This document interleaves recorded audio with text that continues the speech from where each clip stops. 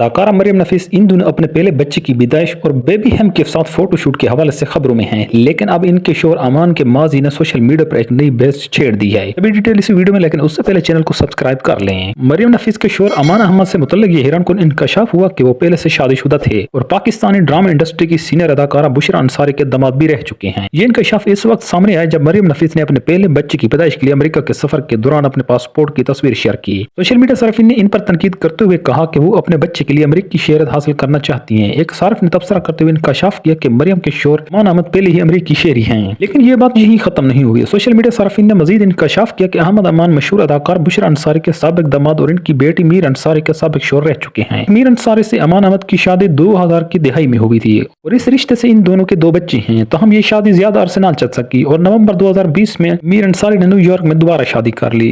बुशरा अंसारी अक्सर बेटियों की पहली शादियों के फैसले पर अफसोस का इजहार करती रहती हैं। हम वो ये भी बता चुकी हैं कि मीर अंसारी के दूसरे शोहर बहुत मामून और इज्जतदार हैं। अमान अहमद ने मीर अंसारी से अलहदगी के बाद साल 2022 में अदाकारा मरियम नफीस से शादी की। अब ये जोड़ा अपने पहले बच्चे के इस्तकबाल के लिए तैयार है। आज के लिए बस इतने, मिलते हैं अगली वीडियो में, तब तक के लिए अल्लाह हाफिज।